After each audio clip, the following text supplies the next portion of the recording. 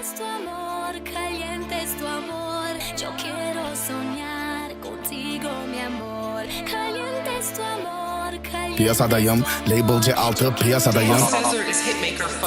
Ben bir bombayım fena.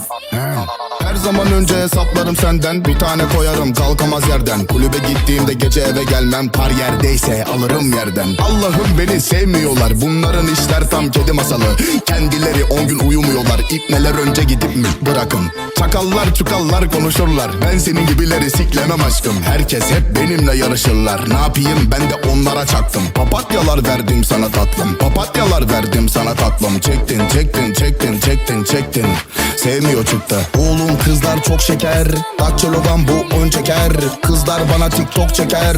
Bense onlar için hep rap yaparım. Arkadan konuşanlar yürüsünler. Erkek mi kız mı ona bakalım. Partiye gelecek birileri varsa erkek mi kız mı ona bakarım.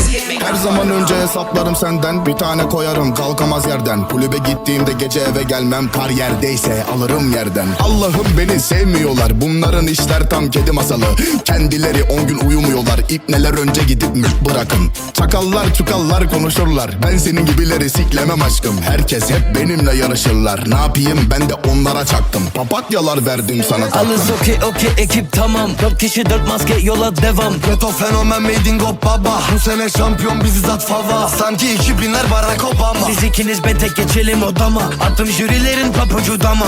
Bu anı verirler ancak kafama. Amına koyma artist Spotify Malatyalı Kürdi oldu sport boy. 067 kanakı koştur. İbe Yunus yemin dünya boştur. Türk iş boy rakı ve karpuz. Girdik nezarette siktir et fuck it. Tanıdığım çok ya güvendiğim az. Buralara gelme güvenliğin az. Trending ye gündem bizi yaz. Real life gerçek sen dizi yaz. Oğlum sen neysin o kendin biraz. Şarya